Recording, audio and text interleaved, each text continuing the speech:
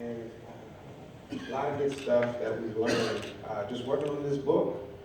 We've found a way to, let me back this up a little, found a way to not depend on, other publishers, people, approving our work so we can, get it to who we want to get it to, selling hundreds of books at a show, things like that. So it's very important, the work we've been doing, and we'll keep on keeping on. We're going to trailblaze, get that third issue out real soon.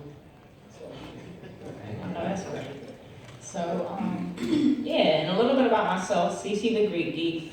You're all probably like, why are you here? So, I had the pleasure of meeting Greg and Marcus at Baltimore some time ago, and we just kind of like clicked from there. And so I have the utmost respect for them. I'm representing the Burning Spear, which is also another Black-owned self-publishing company.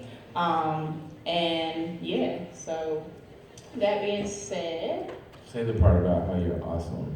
She's awesome, like, no cosplays and good person, all the way around. Thank you. I mean, I wear many hats. I'm, Tuskegee Heirs #1 fan, and also the communications director for the Cost Gala, and recently added panelist for the Urban Action Showcase, which I can talk to you more about once this is over. But yeah, so about Tuskegee Heirs, I want to talk about how you all got started. Oh, yeah. Yeah, tell us your story. In Westfield? No. I moved to Georgia like in 1999. This feedback is not good. Maybe No. Push it away, because can you guys still hear me? Okay, cool. Yeah. Okay, so I moved to Georgia in like 99. I had an idea for a comic book. I kept looking for people. It took like a year. I was looking for people to draw it. And they either like stunk at drawing Black people, or I literally think they would trace stuff. And no, I want like real. So one day my friend brought Marcus to my house. Marcus was young. He had cornrows. I brought him to my house, and it was like, he was showing me his portfolio, and I was trying to be cool, I'm like, this kid coming to my house, and it's really, really good, but I'm trying to act natural and everything. And then I got to that point where I was like, can you draw something right now? Because, people were getting me, like, they were tracing, and so he, like, started drawing right there, and I was like, yes, that is it. Let's roll. And then I pitched the idea to him. The comic was a comic called Starving Artist. We still may revisit it one day. He's cracking up laughing, and immediately, like, we started working on it, and probably 2 days in, he wasn't just drawing, he was actually like giving me, good advice or like good tips here, and it started to become our story instead of mine, which I'm totally okay with. And it just, blossomed from there. So we did that. We made this comic. It was really cool. We put it in this comic shop in Atlanta.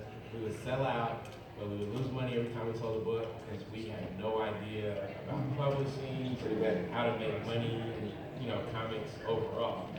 So it just got to the point where it was exhausting because every time they would call and be like, "Hey, we need more books," we would be like, "Dang, time to go lose some more money, let's go." So, that didn't last that long before we ventured into some other stuff. I'm gonna let Marcus say some stuff. Yeah, I think a few years went by, and sure enough, he was like, "Hey man, we should go back to that comic stuff." I was like, "Nope." He did a terrible job. Just to give you an example, Kinko's was, the hot ticket back then where you wanted something printed, as far as we knew. And it was, I think we paid $10 for a book to be printed up. And we were selling it at the magical price of $4.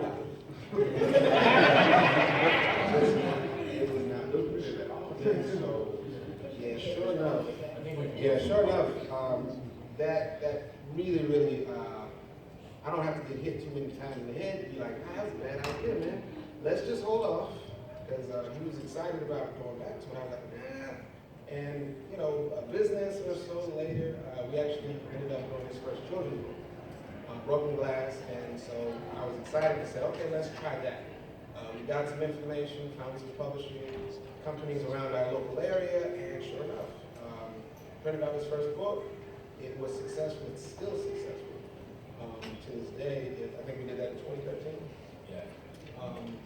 Came out with another book from him, illustrated it.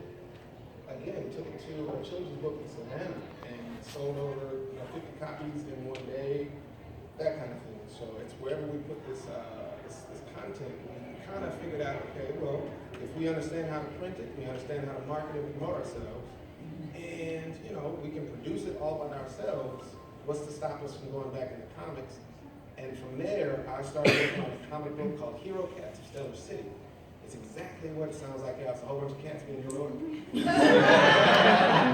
there, it really, and I was very taken back because he's like, hey man, there was a comic shop owner in Atlanta, and he's like, hey man, I love what you're doing there, but can you draw cats? I was like, I don't know.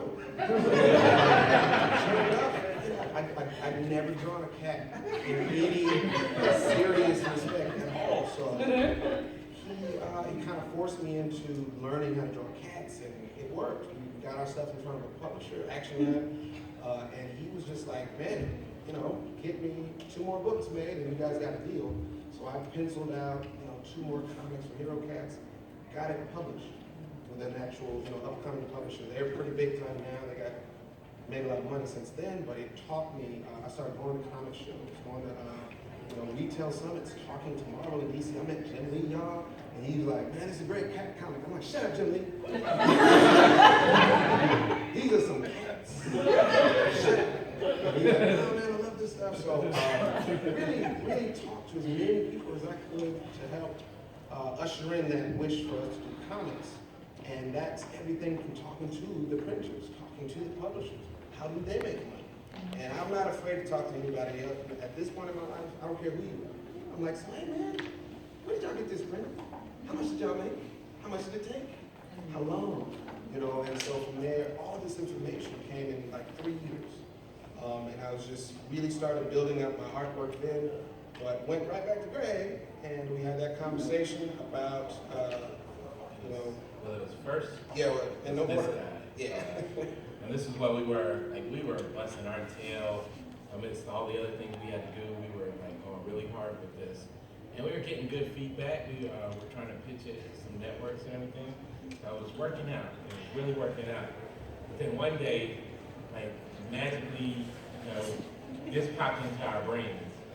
And when it did, it transformed us from grown men who had kids and responsibilities. We turned into little kids. And we would come to my house, and we would sit in my living room. He'll be on the floor, just drawing, and I'll be typing, and we're like, some robots, hands explode. he's drawing this image, this one image that's on the back of the book. So he draws this and he puts this online, and we're just like, let's see what happens. And all heck, because there might be children, all heck broke loose. People are like, take my money, and they're throwing the take my money memes, and people just were really, really, really engaged, and we're like, they're as excited as we are. So, of course, people are like, you guys should do a Kickstarter. And so we started thinking, okay, let's do a Kickstarter. So we put out a little bit more art, and for whatever reason, podcasts started hitting us up. Sorry, radio stations, all kinds of people all over the United States just started hitting us up. And so when we were ready to release the Kickstarter, our mind says, I feel confident that we can raise $10,000 if we break our necks, bust our butts, and really get in front of the people.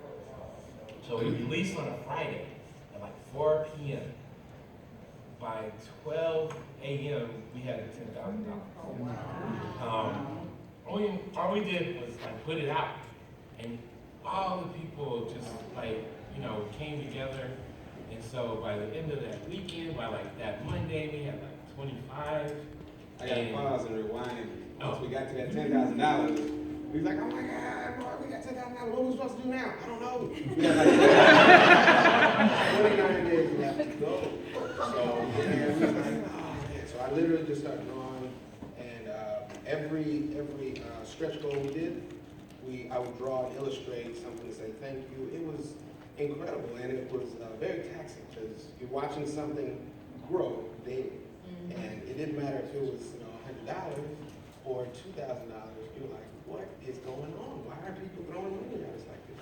And so it was super exciting, also tiring because you check it every hour on the hour. And for 30 you days. get like a notification every time somebody pledges. So my phone was like, zzz. I think it is actually what broke my phone. I had to go get a new phone. And so, like, they're activating it. And when the guy turned it on, I had like 100 messages pop up. He was like, are you famous or something?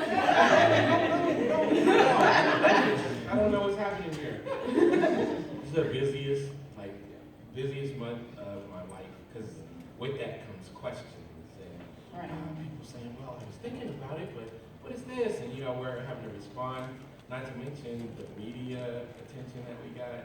It just took it to like a whole different place. Yeah. So, yeah. Before we, because I know we could talk about this all day, but I want to talk about what you all are up to now, and maybe talk a little, so starting from the Kickstarter, how, if you had any tips on that, or, and then kind of tap into what's happening now, because we have such a great audience here today that I want to leave plenty of time for questions.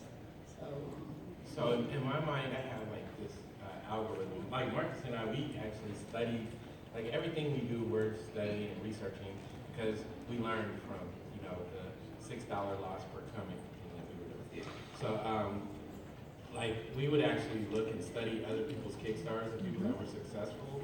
And it's kind of a thing because we've been entrepreneurs for almost 20 years. So it's kind of a thing that I say that like 10 to 20% of the people that actually follow you, especially like on social media and stuff like that, are actually going to spend a dime. Yep. So in our mind, we were like, if we need at least 200 backers to get to 10,000. So we need about 2,000 followers on Facebook. So we did simple stuff like that that kind of helped. Of course, this was an anomaly, and it kind of broke some of my rules and regulations that I had. But we studied from that standpoint. The other thing that we did is, like Marcus said, we were like super creative with how, like every time we would hit a goal, we'd have like a different. I want to punch it through $25,000. Like we had these different things, and we did market, and we made ourselves accessible to those podcasts, those radio stations. They'll be like 1 o'clock in the morning. I gotta be at work at 6 o'clock in the morning, and I'm out talking to somebody in Seattle because that was the best time for them. So, I think we were like really, really just outright up front and in front of the people, answered all the questions, all the social media questions. That's a Marcus technique. Tell them about the technique. It was a lot of, I think the lesson learned over the years working with this guy, just being an entrepreneur, because I started, he went with me through the phase of doing business cards and logos and working with terrible designs. And can you draw like Jesus but in hip hop clothes? That's real. It's real. And he was there in that phase, so learning from all of, making these decisions of telling people, no, I'm not going to draw Jesus in hip hop clothes. It was just, we needed to know what we were doing at least 3 to 5 steps ahead before we embarked. We didn't want to be ignorant anymore moving forward on pressing the button. I mean what I say, guys. I talked to at least 20 people that were successful on Kickstarter. I asked them, how long did you market? And they told me. I said, did you just stay in your house and market? Or, you're like, no, man, I've been, this year alone, I've been to 15 conventions. I'm like, okay, got to go to the convention. And we didn't do that at the time. I was still, working on Eurocat, so he wasn't traveling with me yet. But sure enough, we went to New York Comic-Con after the Kickstarter. with posters, no book, and made about $4,000 just selling the posters. And that was not necessarily an accident because we have peddled, product and T-shirts before. And I'm looking at people across from us, and people get to the convention and they go like this. And if someone comes up, they go, "Oh, hey." All right, and this is a social event. It's the dumbest thing in the world for a creative to come to a table, put their head down, and not engage people. And thankfully, working with the guy I did on Hero Cats, he literally, I gotta tell this, so 3 big burly dudes are walking by the Hero Cats table, and Kyle is like, "Oh, hey guys, how's it going?" I'm like, "Shut up, Kyle, shut up." "Oh man, they come back, dudes are like, "Yeah, what's up, man? Hey, what's going on?" And then he's like, yeah, so you guys got girls?" I'm like, "Oh God." And I kid you not, by the time he was done, all 3 of those dudes bought books. Hero Cats, we had like